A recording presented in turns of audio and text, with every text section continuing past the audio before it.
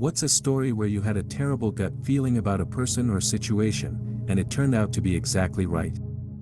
My dad was a drug addict throughout my life. Being the oldest child, I never hesitated to call him out, asking where he was, why he was working late, and so on. This past May, he had relapsed yet again, and I refused to speak to him. I went to visit my boyfriend's family out of state and hadn't spoken to my dad for probably 2 weeks. That Saturday night, while I was in another state, away from my dad and the rest of my family, I suddenly sat straight up in bed from a dead sleep, and the first thought in my mind was that my dad was gone. I woke my boyfriend and told him, but he said it was probably just a bad dream and told me to go back to sleep. The next morning, I was still overwhelmed by an inexplicable sense of dread. I told my boyfriend that I wanted to go home early, and he agreed. By then, I had already tried reaching my dad multiple times by phone, but with no success, which was common when he relapsed. Not even 45 minutes into our 4-hour drive, I got a call from my mom, who was also unable to reach my dad. She was panicking since he was out of town for a job in another city. I kept trying to get in touch with him. Finally, my mom called the police to do a welfare check on my dad at the hotel where he was staying, and I was right. He had passed away from a heart attack the night before. The same night I woke up from a dead sleep with the overwhelming feeling that something was wrong. That feeling still haunts me to this day, and I feel guilt for not speaking to him 2 weeks before he passed away. I am now in grief counseling, recounting my life story to try and work through the emotions of growing up with a parent struggling with addiction. About 7 years ago, my great-aunt's husband passed away. While she was still grieving, she met this guy and eventually married him. No one in my family liked him, and we all got bad vibes from him. Fast forward to October of last year. One day, while she was at work, he packed all his things, left a note on the table that read, "I'm not happy. Goodbye," and left. Later, we found out through an acquaintance that this was the 4th widowed woman he'd done this to. He marries them for a free ride for a while and then jumps ship when he gets bored or whatever. A real shit bag of a human. During college, I studied abroad and was in Dubrovnik, Croatia. We were told it was safe to walk around alone, after being in a few not-so-safe places. So one day, I went out with my earphones in, just walking around town and taking in the sights. I found a stairway that led down the side of a cliff to the ocean and decided to explore. I got towards the bottom and saw a sign on the ground that said, "Private." I noticed people fishing further down the steps, so I figured I'd just stop and sit on a large rock to do some journaling. This is where things got creepy. As I sat there, people passed by occasionally, and I didn't notice anything unusual. Then, this one guy came down, and I immediately felt off about him. He walked down the next set of steps and out of view, but about 5 minutes later, he came back up and sat at the top of the stairs, looking out at the ocean. I was uneasy, so I kept an eye on him. Minutes turned into 10, then 20, then 30, and the guy didn't move, except to occasionally glance back at me. I started mentally planning my options, how fast I could get up the stairs, how loud I could scream, where I could go at the top, or if there was a store nearby. Eventually, it had been about 45 minutes, the sun was starting to go down, and no one had passed by. I knew there were still people down below, and I even took a picture of the guy as subtly as I could, just in case something happened. Finally, I packed up my stuff, and the second I started moving, he perked up and began watching me more closely. I panicked, feeling sure he was going to try something. I kept thinking, if someone walks by, I'll run. If no one does, I'll still run. Finally, a woman and her young son came up from the fishing area, and I let them reach the top of the first flight of stairs before I bolted. As soon as I stood up, the guy got up and started following me. I've never run so fast in my life. I passed the woman and her son, racing up the second set of steps and down the street, looking for somewhere to hide or a store to duck into. The man was still behind me, but fortunately, he was not in great shape. I managed to get about half a block when I ran into a professor and his wife. I begged them to walk with me. I was in a full panic. At that point, I saw the guy again, this time on a motorcycle, slowly driving down the street, clearly looking for me. The professor and his wife walked me back to the ship and through security, just to make sure he wouldn't try anything. He followed us the entire way back, doing slow loops on his motorcycle, passing by repeatedly. It was terrifying. I used to work as a fire lookout, think Fire Watch, and spent my summers mostly alone. I would hike and fish a lot, and one evening after my shift, I went down to a nearby creek. I was sitting on the bank with my line in the water when I suddenly had this overwhelming feeling that I wanted to be anywhere but there. It was really unsettling because I was completely alone, probably the only person for miles. So, I packed up and moved downstream. After walking about 100 yards, I looked back and saw a huge bear right where I had been sitting, sniffing the air. I quietly put down all the food I had on me, an apple and a sandwich for dinner, and moved further down until I reached a logging road, then headed back to my lookout. I can't be certain, but I felt like the bear had caught my scent and that his hunger might have outweighed any fear of a human. I hope he enjoyed my sandwich. It was the last of my turkey until resupply a few weeks later. Back in college, when I was a lifeguard, I had a gut feeling that ended up saving a man's life. The pool where I worked had 3 guard chairs and 1 guard at the top of the slide. I was stationed at the top of the slide when it happened. Usually, the guard up there just sits in a chair, not paying attention unless there's a line of kids waiting. But that day was slow, and I liked to stand up there and people watch. I noticed a man come in and walk toward the benches near the slide. For whatever reason, as soon as he walked in, I had a strong feeling something was off about him. He was about 150 feet away, but I locked onto him and watched as he walked to the benches.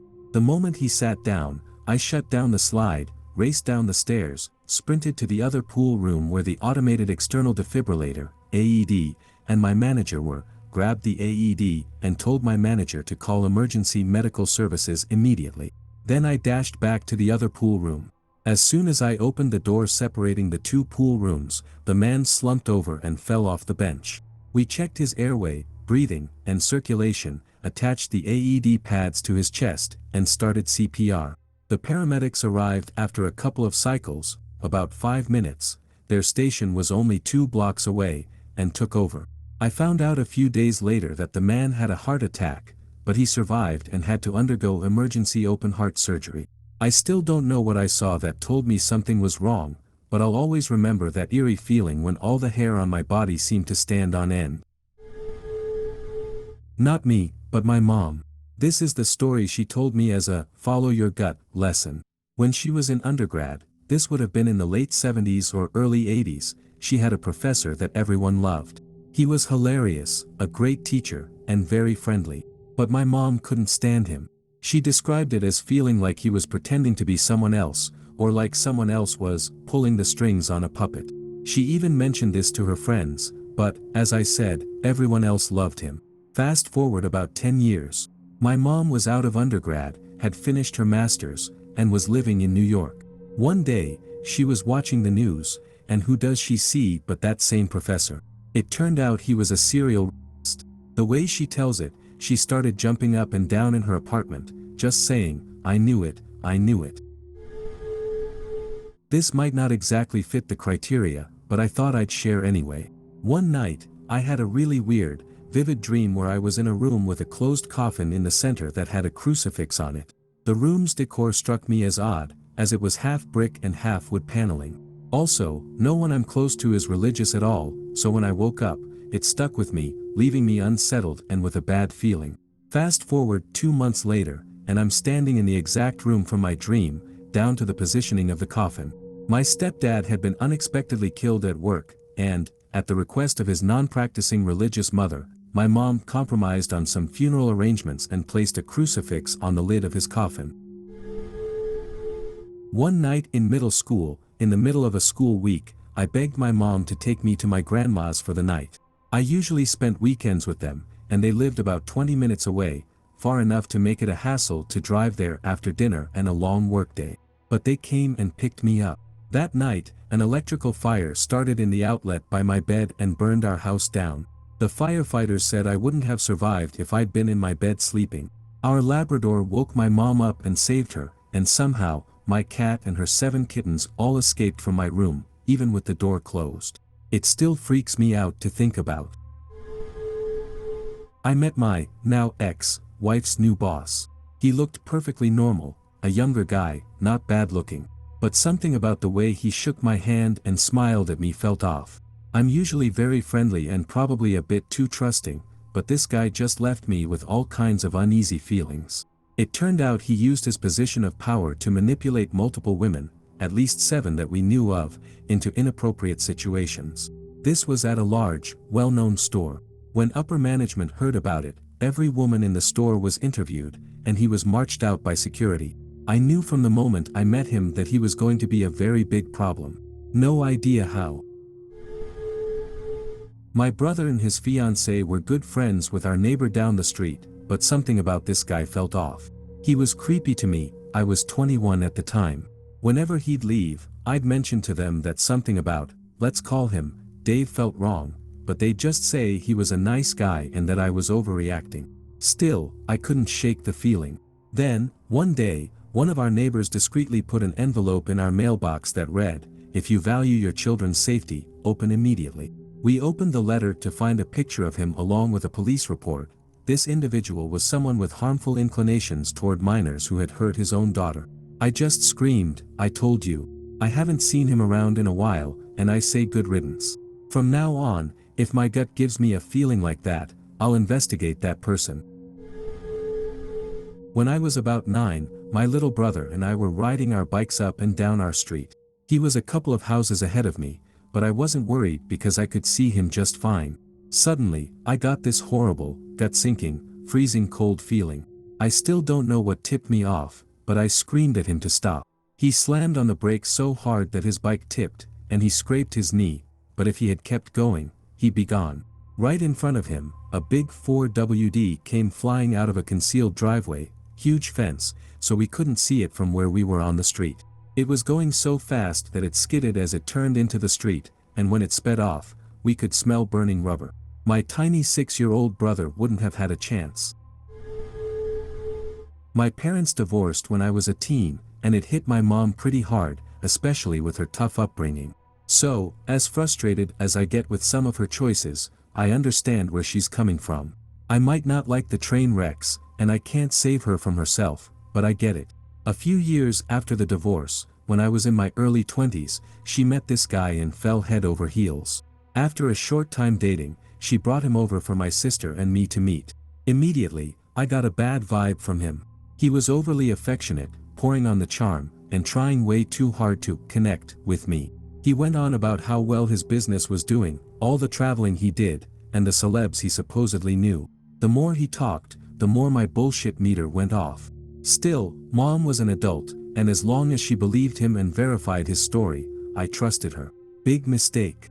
Over time, I noticed he wasn't around for holidays and would go away on business for long periods. When Mom brought up the idea of marriage, I asked her, "Where is this guy from? Where's his family? Why isn't he around?" She didn't have answers. One day, I was watching a show about bigamists with multiple wives in different cities, scamming on taxes and life insurance. I asked Mom a few questions, and bingo, he'd asked her about these exact things. So I talked to my uncle, who works in insurance, and asked if he could get his private investigator to check on the guy. Turns out, the guy had multiple IDs and a full family in Washington, D.C., we're in Texas. I confronted Mom with this info, and she was devastated. I told the guy to get lost. 2 of his exes had died in accidental circumstances, and he'd had life insurance policies on them. Though he wasn't under investigation, I had a strong feeling he was dangerous. I wish I could say that was the last lesson Mom had to learn. But nope, 25 years later, the last guy she lived with was using a fake name, and he got arrested for a warrant on felony burglary. I was the manager at a liquor store and bar combo in Florida, a definite dive bar. One day during happy hour, I get a call on the intercom from the bartender, saying she needs help throwing out 2 women who are causing problems and fighting with each other. So, we tossed them out and banned them for a week. One of them gave me a bad feeling. For the next few weeks, it was rinse and repeat with these 2, until one day, one of them throws a glass ashtray at the female bartender, accusing her of trying to steal her girlfriend. That was it. I tossed them out and banned them for life. A few years later, I saw that same ashtray throwing woman all over the national news. Turns out she was Aileen Wuornos, who's now a known serial killer. I nearly lost it when I saw that. My hands had touched a serial killer, and I'd thrown her out of a bar multiple times. There was a girl in my high school who always gave me weird vibes, she just seemed off to me. She was nice to me, so I had no real reason to dislike her, but something about her felt strange, especially when she got heated. Her niceness felt very fake. The only time she seemed to show real personality was when she was angry about something, boyfriends, algebra teachers, typical high school drama.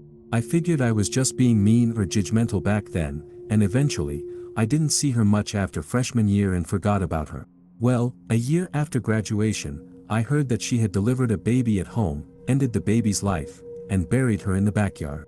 The police only found out when the local hospital reported that she checked in with a severe hemorrhage that could only have been caused by childbirth. In her mugshot, she's almost smiling. It's chilling to think about, especially remembering how animated she would get when she was angry. When I was a teenager, I was an introvert and loved reading so much that I would spend hours in my room with a book.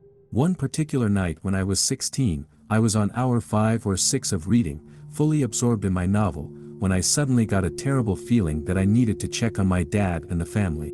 I felt sick with worry but had no idea why. I couldn't hear anything happening downstairs. My dad had been dealing with pinched nerve pain for the past month and needed a lot of care, so I figured it wouldn't hurt to check on him. I went downstairs to find my mom, sister, and dog all sitting around my dad as he cried from the pain. I begged my mom to call an ambulance, but she and my dad initially refused.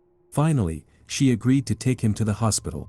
It turned out that one of his arteries was 100% blocked, and if he hadn't gone into emergency surgery within the hour, he probably wouldn't have made it.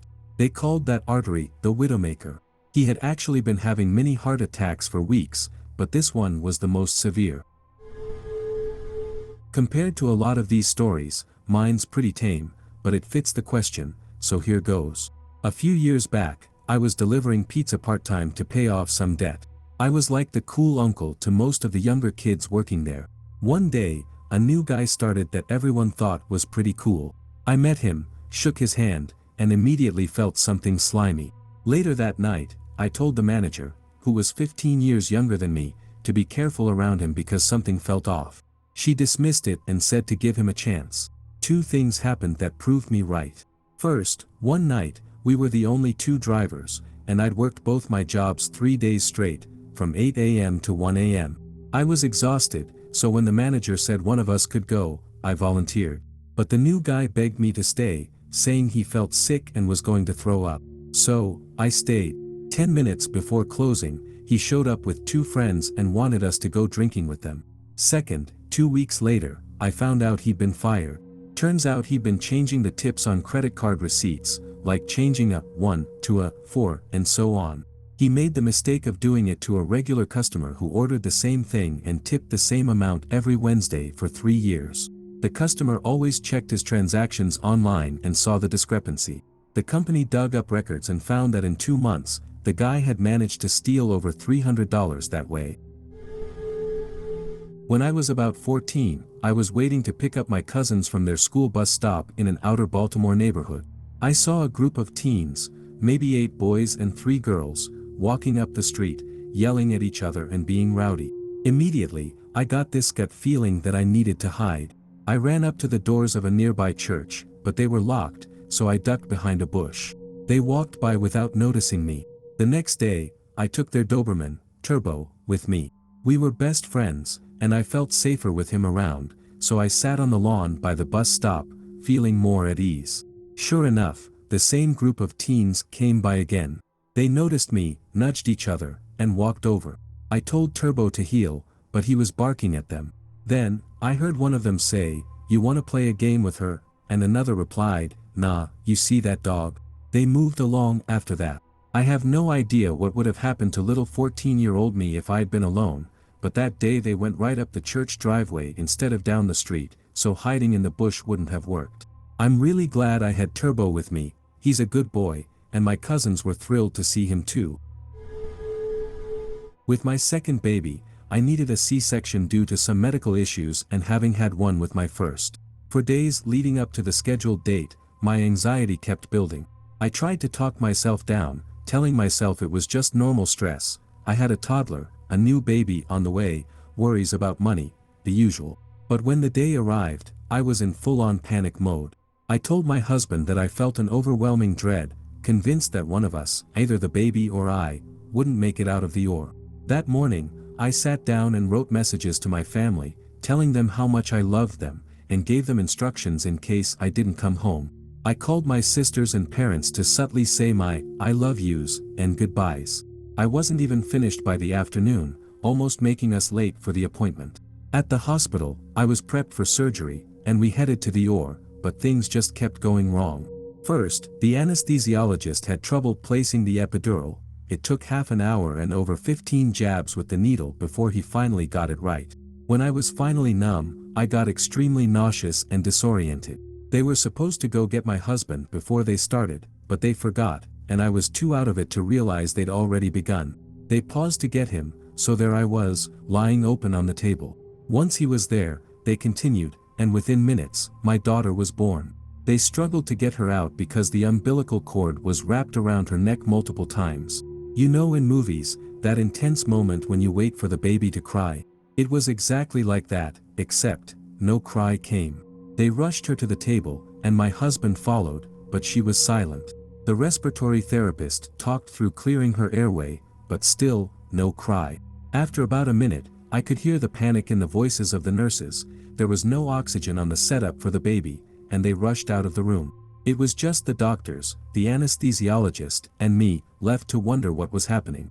They closed me up, and in recovery, I learned that she did finally breathe, but her lungs were full of fluid.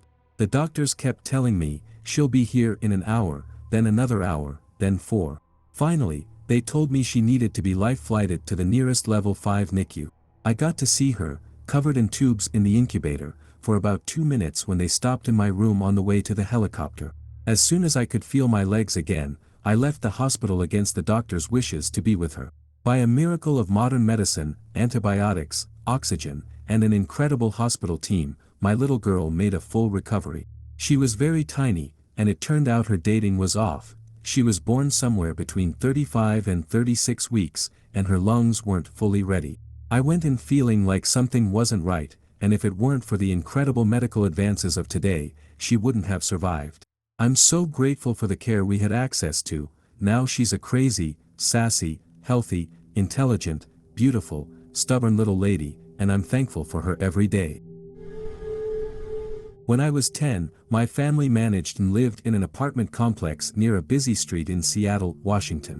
On one side of the building, there was a large yard with a small, 2-story grassy hill and some shrubs separating us from the road. My friends and I always played on this side because it was longer than the other side and perfect for games like football, soccer, or tag. One typical weekend morning, my friends knocked on my door to play. But just as I was heading out, my mom said something ominous along the lines of, "I want you guys to please play on the other side of the building today." Being a young kid, I protested, but her decision was final. I didn't think much of it. A couple of hours later, we heard a sharp screech followed by a crash. We ran to the other side of the building and saw that a young man had swerved off the road, down the hill, and straight into the yard. His car had flipped multiple times, landing exactly where we used to play. The car even destroyed our soccer goals that were under a tree near the edge of the yard. To this day, I have no idea how my mom knew something would happen. I've never brought it up, but she's always had an unusual intuition for dangerous situations. I'm grateful to be alive today. After their youngest child moved out, my mother and father-in-law decided to cope with empty nest syndrome by hosting a foreign exchange student from Germany who was studying at the local college.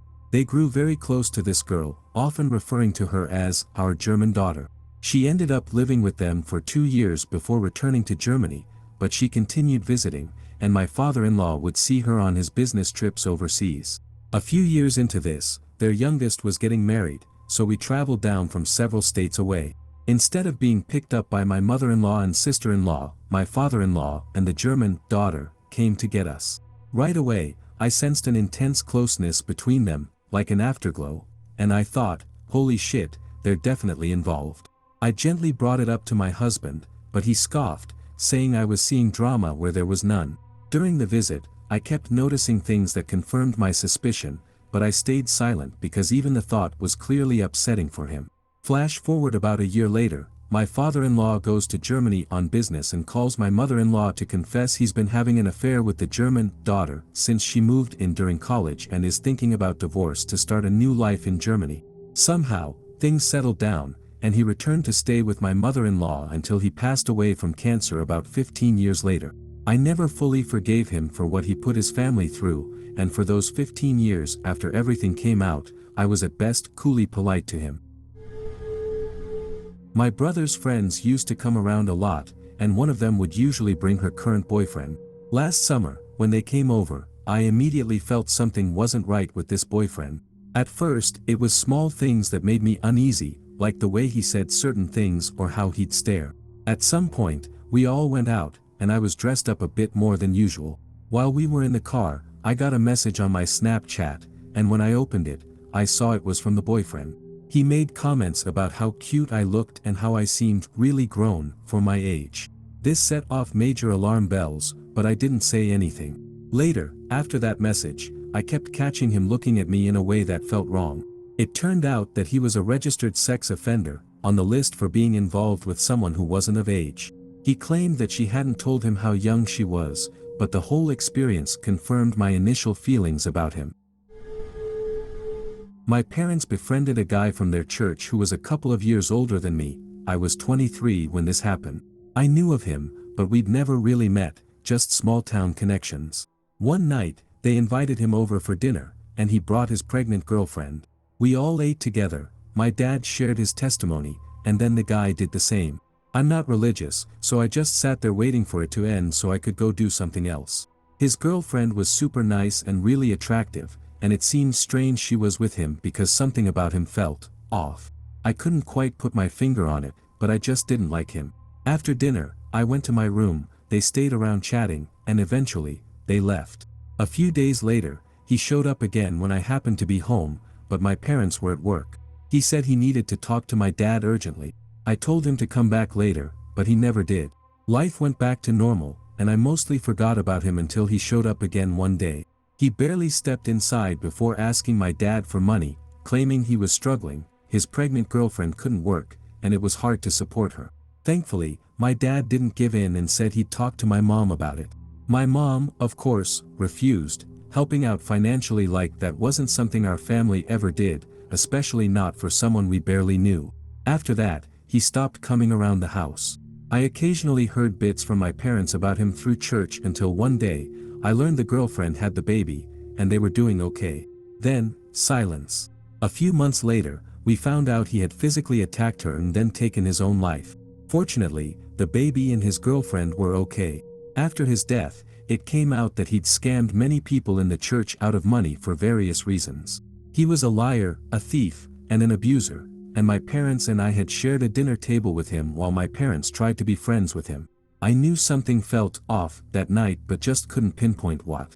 Ever since, whenever I get a bad vibe from someone, I trust my gut and keep my distance.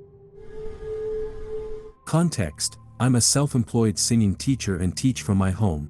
Recently, I'd been in contact with a guy who was interested in booking a lesson. His text seemed a bit strange, lots of winky emojis and odd comments, but I assumed he'd be more normal in person, so I scheduled a lesson with him. A few weeks later, he texted again, asking if I could do piano lessons at the same time, then criticized me for not teaching from a studio, and insisted that no one else be in the house during the lesson. By that point, I had a bad feeling, so I canceled the booking professionally. He completely flipped out, ranting about how society had failed him, calling me names, and even saying he hoped I got cancer. It went from 0-100 in no time and freaked me out a bit. Lesson learned: trust your gut. I'm just glad he never made it into my home for a lesson. My mother, around 9 to 10 years old at the time, was having dinner with her family when someone knocked at the front door. Her dad, my grandfather, got up to answer, and it was a salesman. My grandfather politely declined whatever product he was selling, explaining that they were having family dinner. But the salesman was very pushy, trying to continue talking and even attempting to invite himself inside. At that point, my usually level-headed grandfather got upset and said something along the lines of, "You need to leave now." Finally, the salesman gave up and proceeded to the next house, but not before my grandfather called the neighbors to warn them. The young female neighbor answered the phone and mentioned she was home alone, so my grandfather advised her not to answer the door at all. Fast forward a few months, and it turned out that the salesman was actually a serial abuser, targeting young women who were home alone by posing as a salesman. My grandfather may very well have saved his neighbor's life. This story always reminds me to trust my gut when I get a bad feeling. I gave birth in November to a baby girl who had a very rare neurological disorder. She hardly moved at all in utero, but when I told my doctors, they assured me that every pregnancy and baby is different. I have a healthy son. So, I tried to put my worries to rest. We had a completely normal pregnancy with totally normal tests. No indication of trouble. Then she was born. The second she opened her eyes for the first time, I got a horrible, sinking feeling in my gut. There was nothing there behind her eyes.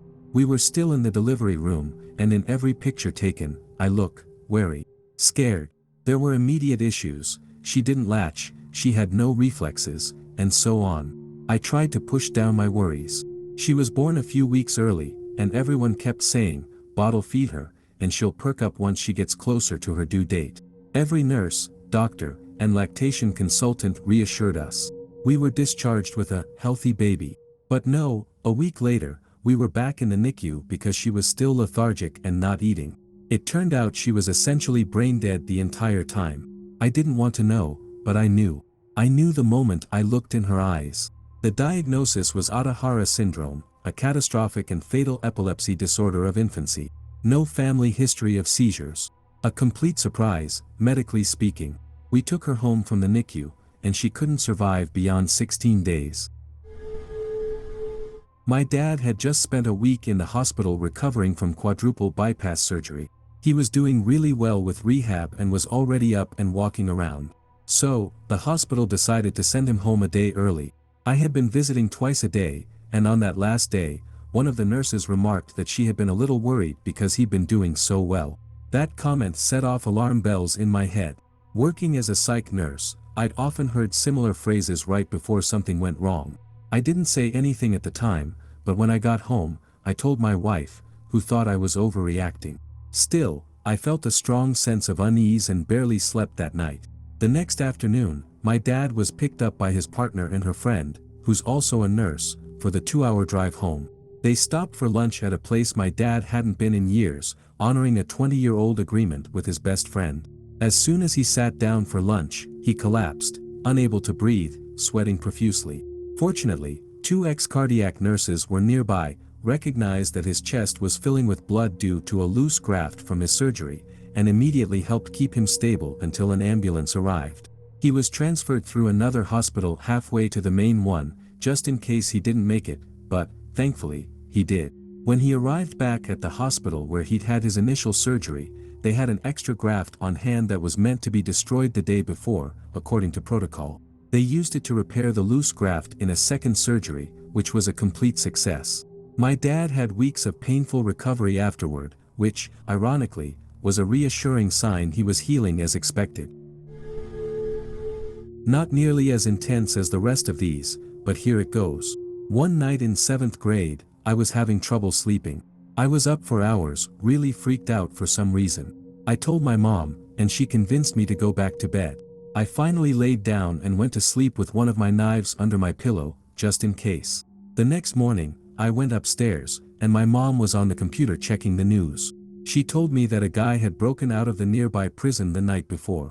Apparently, he'd been hiding in the swamp not even 100 feet from our house, and he was originally in prison for homicide and drug trafficking. I was so glad I decided to sleep with a knife that night in case he tried to break in through my window, the only unlocked window in the house. My mum and I were walking our dog along our usual route around the local park. On the way back, we started down a narrow road behind a row of houses that's barely wide enough for a single car. Normally, I'd let my dog walk off leash here, but this time, I got a horrible gut feeling and felt an urgent need to leash him. I quickly clipped on his lead and asked my mum to stand against the wall with me because I felt incredibly uneasy.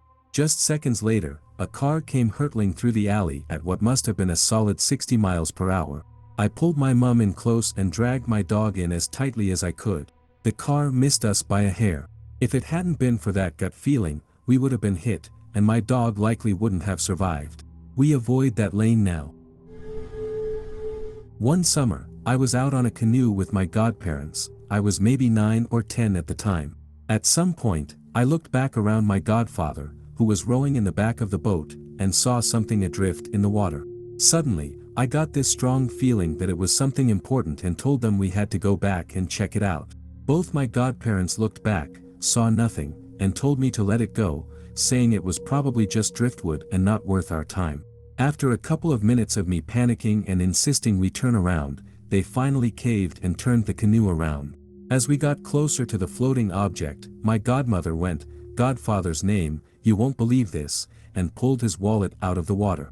Turns out it had fallen out of his pocket, and some cash and his ID were floating alongside it. He hadn't even realized he'd brought it with him and still thanks me to this day. About a year ago, I had a nightmare that something bad had happened to my grandpa. Growing up, he was like a dad to me. I stayed with my grandparents a lot. I never usually have nightmares, so I woke up and saw it was 3 a.m. I told my girlfriend about the dream, went back to sleep, but didn't sleep well and woke up early. When I checked my phone, I saw a text from my mom saying that my grandpa was in the hospital with a broken shoulder. Curious, I called my grandma to ask how he was doing and mentioned my dream. I asked if she knew what time he had fallen, and she said he'd gotten out of bed to go to the bathroom, at exactly 3 a.m. This is by far the weirdest thing that's ever happened to me. My grandparents live about 500 kilometers away, and I'm by no means a religious person, but this was too strange to just be a coincidence. I still don't know what to make of it. When I was about 3 or 4 years old, I was playing in the yard in a bikini.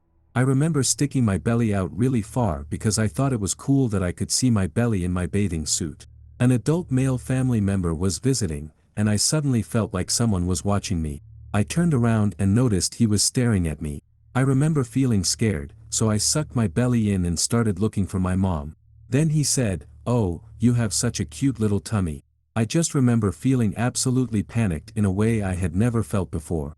I never told my mom, but as I was growing up, that family member would invite some of us kids over for sleepovers with his adopted son. My mom, however, would never allow me to go. She'd always make up an excuse, saying I needed to get up early for some activity or that I'd been up late and needed rest. I never forgot that panicked feeling and made sure I was never alone with him. If he walked into a room I was in, I'd make an excuse to leave and then go stick to my mom like glue. As you can probably guess, that man was later indicted on federal charges of possession of child exploitation materials, along with other related offenses. My mom and I eventually talked about it, and she told me that while she never had any concrete reason not to trust him, she just felt compelled to trust her gut in this case. That was honestly one of the most important lessons she taught me. Sometimes your gut picks up on things that your conscious mind doesn't, but those instincts are there for a reason. Also, right after I wrecked my car miles away from her, my mom called my cell phone because she had a strong auditory hallucination of me yelling, "MOM. She's a witch." When I was 16, I was dating this guy, and we were very close with his brother and his brother's girlfriend. The brother lived with their mom and stepdad, whereas we lived in our own place. One day, I noticed he looked super skinny and made a joke about him needing to eat more, and he just laughed. No one thought anything of it. A while later, my boyfriend got a call from his mom saying she had booked a last-minute holiday for a week, starting in a couple of weeks. He told me, and for some unknown reason, I yelled, "No, they can't leave his brother alone because he's going to take his life." I had no idea why I said it. It was just a sick feeling in my stomach, and I felt like I had to say it. Obviously, my boyfriend laughed and told me I was being ridiculous, but I couldn't shake the feeling. My gut told me I had to help him. After a few days of bringing it up, my boyfriend finally asked his brother if he was okay, and he said yes, so I started thinking maybe I was just overreacting. Still, I insisted that we stay at his parents' house with his brother that week. So, we did. The first night, the brother was super quiet, sitting there, writing in this big notepad. When we asked what he was writing, he just made a joke about it, but something about it didn't feel right. The next night, my boyfriend asked me to stay home so he could spend time with his brother. I didn't feel good about it, but agreed. The next day, I went to work, but all morning, I felt sick, like something was wrong. I just couldn't shake it. When I spoke to my boyfriend after work, he said, "I can't find him anywhere. His phone is on the table, but he's nowhere to be found." I started to panic, but he insisted I go home, saying his brother probably just forgot his phone. Still, I knew something wasn't right. But I went home. The next day at work, I was so stressed and couldn't concentrate. I hadn't heard from my boyfriend. Then he showed up on my lunch break, and as we were walking, he said, "You won't need to go back to work today. My stepdad has already spoken to your boss." I was confused, wondering what was going on. We walked to his parents' house, which was about 5 minutes from where I worked, and I noticed his parents' car was there. Strange, I thought. We sat down out front, and he told me he had something to tell me. I knew right away what it was. His brother had taken his own life. The note he was writing on that first night I stayed over was a goodbye note. I was with a friend in her car, and she was speeding through the hills around the back of the mountains where she lives. I was okay with it until we approached a steep hill that dipped sharply, with a bend around and up another steep hill. Suddenly, I had this overwhelming feeling that someone or something was on the road around the corner. I told her, "Slow down. Slow down. There's something around the corner on the road." Just as she eased up and turned the bend, we saw a huge kangaroo standing a foot into our lane. We would have definitely hit it, causing a serious mess to her little car. My friend just stared at me and said, "How the hell did you know that?" I told her, "It was just a gut feeling." I was about to leave to work overseas for 2 months, and I had this strong feeling that I shouldn't go, that this was the end of life as I knew it, even though there was no reason to think that. Everyone told me it was just normal nerves about being away for so long, but I couldn't shake the feeling. I sulked and didn't enjoy the first few weeks there because of it. I went through the whole 2 months without any issues, both where I was and back home. As I sat at the gate, waiting for my flight back, I got a text from my sister saying that our mom had leukemia and wasn't expected to survive. She'd had breast cancer 2 years earlier but was in remission, and I'd even spoken to her a week before, and she seemed fine. She was gone by the time I got home. I either had a great gut instinct when it came to avoiding terrible situations, or I had a guardian angel looking out for me when I was younger because I dodged some really bad ones. I made a lot of reckless decisions back then, mostly involving bad company, drugs, and alcohol, but thankfully, I've moved far past that part of my life now. Before I stopped partying, I had some close calls. The biggest incident where my gut saved me was kind of strange, and I still feel there was some psychic sense involved. One of the dumbest, most reckless things my friends and I used to do was drive around town drinking, especially around this lake surrounded by wooded areas. One night, I had a dream that I was in a car with the 2 friends I normally did this with, driving around the lake. We turned a curve, and a deer was standing in the road. The friend driving swerved to avoid the deer, misjudged, and we ended up going down the hill and into a tree. I woke up instantly, heart racing. Usually, I forget my dreams as the day goes on, but this one stuck with me all day, putting me in a weird funk. I mentioned it to my roommate, who was also in the dream and would go on these rides, and we decided not to go out on those rides anymore, realizing just how dangerous they were. Later that evening, our friend who normally drove called and asked if we wanted to go out. We told him we were staying in for the night. He said okay and hung up. We didn't hear from him for about 2 months. We figured he was upset we didn't go out, but we didn't mind because we didn't want to keep going out like that anyway. One day, my roommate got a call from him, and he explained why he hadn't been in touch. Apparently, he went out drinking alone that night even though we didn't join him. He said that while he was driving along our usual route around the lake, a herd of deer appeared out of nowhere. Startled, he swerved, went off the road, and crashed into a tree. He ended up mildly injured, totaled his car, and lost his license, or had it temporarily suspended, I can't remember exactly, because of the drinking and driving. When my roommate told me this, she looked shocked. She told him about my dream, and we were all a bit stunned by the coincidence. After that, I swore I would never get into a car with a drunk driver again and that I'd always listen to my gut and my dreams. This girl who was just friends with my boyfriend at the time gave me a bad feeling from the start. To be fair, I believe that, at first, my boyfriend genuinely saw her as just a friend. But that naivety soon wore off when she openly confessed her feelings to him. She literally messaged, "I like you more than a friend." I know you have a girlfriend, but do you feel the same? He insisted nothing was going on, but she would constantly try to exclude me from conversations, invite him to watch movies, and give me the stink eye whenever he'd ask if I could join. She messaged him constantly, and he'd ignore me to text her. He even forgot about dates we planned and then took her on the same ones, like our little tradition of going to this local coffee shop and sitting in the same seats. Once, I told him I'd meet him there in the afternoon, but when I arrived, he was already there, with her, in our seats. This kept happening, and he'd tell me I was being crazy and controlling for not liking or trusting her. It was infuriating. I genuinely started feeling like I was being dumb and paranoid. Fast forward a few weeks, and he dumped me. Since we shared the same friend group, we tried to keep things civil and hoped to stay friends. That seemed to be working for the first 2 weeks, and in his attempt to be a good guy, he let me know he was now with her. He said they'd been together for a little over a week.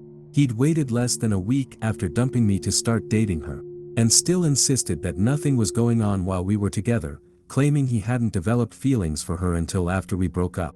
Right. It was 9 a.m., and I was shopping in the toy section on the basement floor of a Kmart with my 2 kids, my 3-year-old daughter and my infant son, who was in his car seat in the shopping cart I was pushing. We were browsing the princess items when I noticed a man standing at the end cap, watching us. As soon as our eyes met, a wave of unbearable panic washed over me, and somehow, I knew this man was dangerous.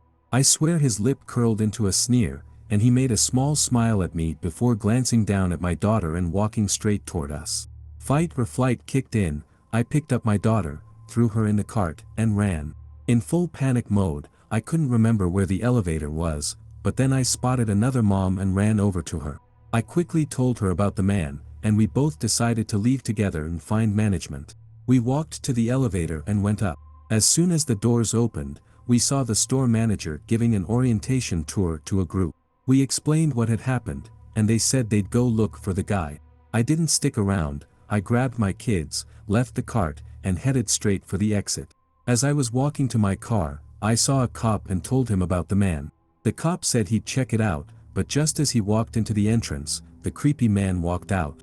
The cop didn't even see him. I stood there, watching the man go from a brisk walk to a full sprint, running across the parking lot until he was out of sight. I don't know how or why it happened, but I fully believe that man was pure evil and had intentions of harming my children. Always go with your gut. Always. Many years ago, I was assigned to train a new lady to be the store manager. Right from our first meeting, I had a bad feeling and felt like this would be a big mistake. I even told my supervisor about my concerns, but nothing came of it. Within 2 months, this new manager was stealing both merchandise and money. She'd take multi-hour lunch breaks, sit in the back and avoid helping anyone, and had her family come in, pretending to shop, only for her to let them take things for free. If any employee spoke up about her unethical behavior, she'd make up lies and fire them. Corporate began noticing because profits were dropping, merchandise was missing, and employees were either being fired or leaving in droves. They launched an investigation, but by then it was too late. The new manager's actions ultimately cost the business. It was a small store, and it couldn't recover. I lived in a trailer park surrounded by hedges, with a small gate in the hedges that residents used to get in and out. This gate was very close to my trailer. One day, when I was around 12 or 13, I was sitting under a tree on the exterior side of the gate, waiting for my mom to get home since I'd forgotten my trailer key. It was a nice day, so I tried to make the best of it. After a while, I noticed 2 older teens or young adults about 50 yards away on the sidewalk, heading in my direction. They seemed to be looking at me, but nothing obviously threatening. Still, after a few seconds of watching them, I got this feeling I should head back into the trailer park. As I walked through the gate, I heard one of them yell, "Kid, stop." I bolted through the gate, but without my trailer key, I didn't have much protection. I quickly hopped into the back of a neighbor's pickup truck and lay down as still as possible. Moments later, I heard the 2 of them crashing through the gate. They mumbled to each other, wondering where I'd gone, but it sounded like they gave up quickly and left. I stayed hidden for about 20 minutes until I heard the sound of my mom's car approaching. It had a distinct sound because of the messed up motor mounts. Not as intense as other stories, but I've always wondered what those 2 wanted with a kid like me. When I was 20, I worked as a bartender in a restaurant located on the same lot as a nightclub. One Saturday night, the club was so busy that it was impossible to catch a cab. Every time one pulled up, someone else would grab it. A police officer suggested I walk down the road to a nearby hotel to catch a cab there since the buses had stopped running. As I walked down the road, I noticed a couple of guys following me, and I had a strong feeling they were up to no good. The hotel was less than a block away, so I made sure to walk quickly and went straight to the front desk when I got there. The front desk clerk basically got to witness a young girl walk in with two sketchy-looking guys close behind her. As soon as they saw the clerk, they turned around and left. He made it his mission to get me a cab right away. I was at a party once in an apartment complex known for its sketchy tenants. I only knew a few people there, so I just stuck close to one of my friends. Halfway through the party, a girl I'd met a few months back at a job, I'll call her Sally, showed up with two guys who seemed really shady. They were pushing drugs, feeding Sally tons of whiskey, and no one really knew who invited them. By 11 p.m., Sally was completely messed up. My friend and I left to get more beer and came back an hour later. Sally was in rough shape, lying on the floor in the back room. Her friends, who brought her, refused to let me take her to the bathroom to help her throw up. Chaos ensued, so I left. On my way back to my friend's apartment, I called 911 because I knew something was seriously wrong with her. EMTs showed up and took her to the hospital. 2 days later, she messaged me on Facebook to tell me the doctors found multiple drugs in her system that she didn't willingly take. She suspected her friends, but wasn't sure. I'm positive it was them. 6 months later, a news article was posted. One of those sketchy guys had been arrested for running a trafficking business out of a nearby hotel. Basically, the moment I saw those guys show up with Sally, I knew something was fishy. And I was right, they were dangerous people.